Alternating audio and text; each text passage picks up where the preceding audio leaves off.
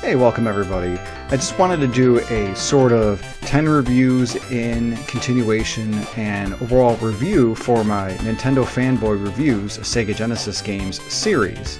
And the thought process on this, of course, is that I grew up primarily as a Nintendo gamer up to and including through the Nintendo 64 era. I did end up purchasing a PS2 when that came out, well, roughly about a year afterwards or so, and have had both Sony and Nintendo products since. We did end up having a Sega Genesis when I was a kid, maybe about a year, really around 92 or 93 was about when we got it, but we only ended up having two games, Sonic the Hedgehog 2 and Sonic and Knuckles. Now, when we did have the Sega Genesis, really the console wars were going on, and they began in earnest, of course, when the US itself had very effective marketing from Sega of America, advertising and painting Nintendo as the uncool kiddie system and the Sega Genesis as the cool, mature console. And this ended up having the opposite effect of me as a 10-year-old when I first started seeing this. Kind of made me mad that the system and company I grew up with, Nintendo, would be treated that way. Sort of that I put myself and my loyalty to Nintendo to heart, and I became one of their fanboys. I ended up sticking with the SNES over the Sega Genesis. The problem with that mentality that I had, and really a lot of the individuals that kept themselves from each respect, if they happen to follow what I did, is that both consoles legitimately had excellent games on it. And obviously the Sega Genesis is no exception to that. And a lot of these excellent games I didn't end up playing because of my own feelings. And now as an adult, I tend to be a little more open-minded and more open to newer experiences. And I got to play a few of these titles on the Sega Genesis collection on the Switch a couple years ago, and I genuinely had a lot of fun with them. I also played a number of the games on these mini console systems as well. These were fantastic introductions, though I wish the availability of these were more consistent, i.e. not discontinued. But so my thought process, of course, is that I started this series, a Nintendo Fanboy Reviews Sega Genesis games, last year, and by reviewing a number of the well-known titles for the Sega Genesis. I made sure, though, one big rule that I made sure to exclude Sonic the Hedgehog games from every single one of these potential reviews, because honestly, they'd be too easy to do. I really, Sonic was the only game series on the Genesis that I got into as a kid, and while I didn't have Sonic 3 or Sonic 1, my cousin had a Genesis, and I was able to play those on theirs. Playing the Genesis made me sort of feel like it was the intended next step for the NES. Maybe that's due to a number of games from the NES that were ported on to the Genesis that had that sort of similar or samey feel to them. Make no mistake, the console itself feels like it was intended as an at-home arcade system, kind of like maybe a middle-class Neo Geo, or as it were. It shouldn't be a surprise, though, of course, since Sega has such a large and storied history in the arcades and making arcade games. Sega also cut their teeth on home consoles almost actually exactly as long as Nintendo did. Their first console was the SG-1000, released in 1983 on the same day as the Nintendo Famicom. Their second system was the Sega Master System, released in 1985. By then, though, the NES and Famicom easily beat it in sales in both the US and Japan, although they had equal amount of sales in the PAL European territories. And funny enough, the Sega Master System ended up selling consistently and up to and through the end of the 90s in like South American countries like Brazil. Regarding overall sales for the Genesis and other Sega products of this generation against and compared to the Super Nintendo, in Japan, the SNES, or the Super Famicom, beat the Genesis, or again, there it was known as the Mega Drive, a factor of 4 to 1. That is 17.1 million units of the Super Famicom being sold versus just 14.4 million. In the US and North American countries or territory, the Genesis did win the console wars. It's important to note, the Genesis did beat the Super Nintendo in the console wars 27.9 million units sold to just 20 million. But in the European PAL territories, the Genesis and Mega Drive beat the Super Nintendo by a factor of nearly 2 to 1, 9.6 million versus 5 million. Sega's success in the North American territories, and this is interesting, and their resounding defeat in Japan was an embarrassment to the many egos of the company of Sega's CEOs, and it resulted in a lot of internal strife. This most likely led to up to and including a number of factors of Sega's demise overall. Sega Saturn's poor launch, that's of course excluding Sony and PlayStation, that didn't help, and neither did $2.99. Anybody who follows the E3 mythos knows $2.99. But most importantly, it also led to the resignation of Sega of America's president Tom Kalinske, and one of the many things is it sort of felt that Sega based in Japan kind of stopped listening to Sega of America's advice and guidance and everything like that. Because it was under his direction, Tom's direction, that was a big reason why Sega saw dominance of their products over Nintendo in the US. It was under him that stuff like Sega Does What Nintendo Don't came from. And really, for more information during this time frame, it's really interesting. I recommend a book called Console Wars, written by the author Blake Harris. Really great reference, goes over this information. This was like the original Console Wars, not really counting any of the time in the early 80s with the Atari and television, Coleco, and what have you.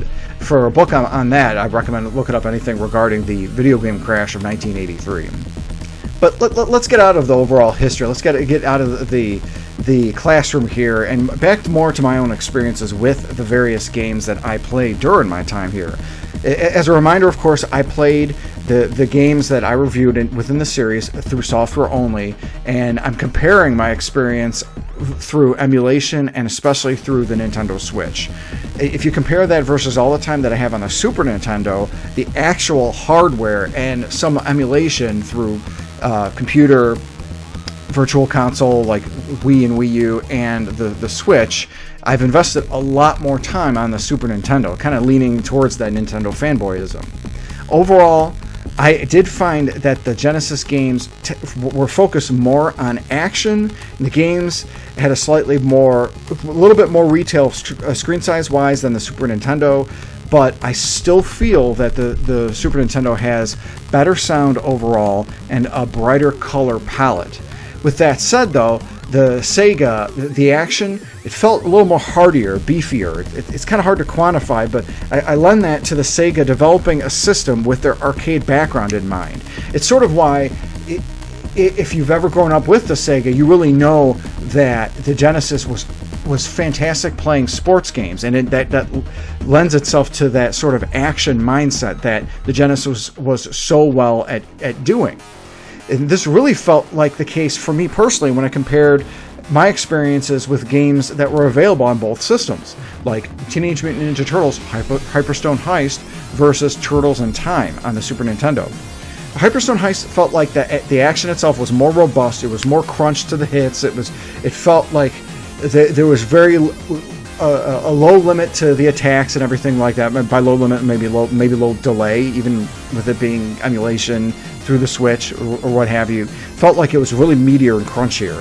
Whereas Turtles in Time's action was it felt like lighter. It was really hard to quantify, but again, Turtles in Time had the more robust sounding soundtrack and was generally more colorful overall.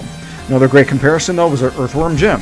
Now, I love the soundtrack for this game, and it honestly, again, it sounds better on the Super Nintendo, but gameplay-wise, I would pick the Genesis pretty much any day of the week. So maybe there's a way someone can come in there and sort of marry the two, but now the Super Nintendo might be the better machine for RPGs, since inherently, of course, RPGs don't have that same need for action, especially if it's like turn-based or ATB-based. And that, of course, is because the Super Nintendo can lean harder into audio quality to provide excellent musical scores. And you know this is the case, of course, with the series like Final Fantasy, Dragon Quest 5 and 6, the Secret of Mana games, really anything with ease, and really any of the Quintet trilogy.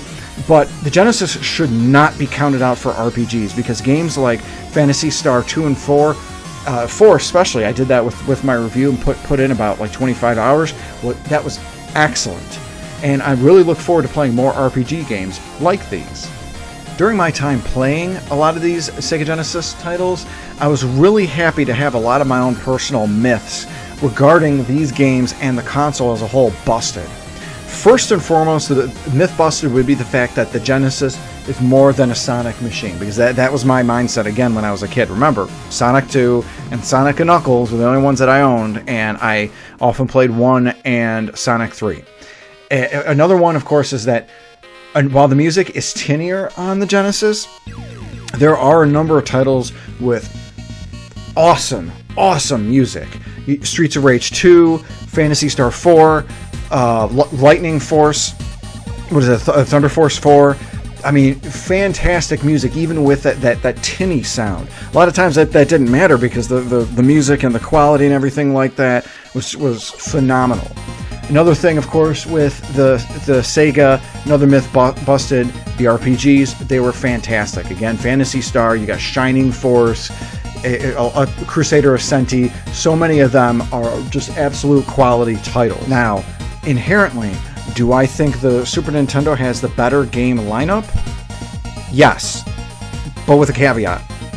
I do note that while there was more software sold on the Sega Genesis than on the Super Nintendo, I'm still biased in that the Super Nintendo is my favorite console of all time. So me believing that the Super Nintendo has the best lineup isn't really saying much, because I feel the Super Nintendo has the best lineup of video games console of all time. Maybe save that of the Nintendo Switch now, or maybe even the PlayStation 5 as like a third place thing. One of the things, of course, on that is if I took my entire list of top 25 games in my mind, a little over a quarter of them, probably even a third, were on the Super Nintendo. And the first-party offerings that were on the Super Nintendo were absolute fire. I mean, a lot of these are either 10 out of 10 games or maybe 9 out of 10 games. Not to say the games on this were not that, but in my mind, you got a system with averaging 9.5 games, such as the Super Nintendo, versus one that's averaging 8.5 games or 9.0 games. Like, that's kind of my whole mentality. But the one of the things, though, is my experience with reviewing these, it left me wanting to play more Sega Genesis games. Anytime the NSO expansion pack adds more Sega Genesis games, I legitimately get excited, because the NSO expansion pack has been fantastic, providing really great Sega Genesis games, but also the games themselves have been really good. That being said, this series of Nintendo Fanboy reviews Sega Genesis games is going to continue, because I want to continue reviewing more games like Crusader of Senti, Contra Hardcore, Comics Zone, and a lot more. And I really hope that you're going to join me as I continue to do these reviews, and you sort of get my viewpoint and my further discussion of the individual Sega Genesis games being played by myself. It's important to note that, given my background as a Nintendo game player, it's really changed my mind about the overall system. And maybe someday I'll end up picking up that Sega Genesis Nintendo Switch controller just as a maybe reformed or converted Sega Genesis fan. I just hope that it's something that the gatekeepers on the Sega Genesis side will allow a new fan to enjoy this fantastic console and these fantastic games. And if not, well, too bad. I'm already a fan. It's already happened. I mean, shoot, I already picked these up. So I just hope you'll join me for these reviews. And if you like what you see, please make sure to remember to subscribe, like, dislike, and ring that bell for notifications. Let me know in the comments sections below if your mind had been changed on stuff like this. Did you grow up with Sega Genesis games and find yourself playing NES games or Super Nintendo games? To that end, if you've played Sega Genesis games before, I recommend checking out NES games first, because you might even get that same sort of feel, albeit in more of a basic touch.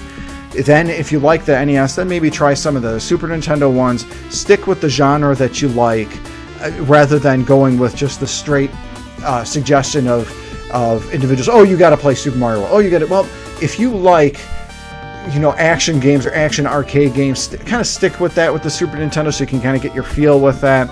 But of course, there's nothing wrong with trying the hits. And again, thanks so much for joining, and I hope you have a wonderful day.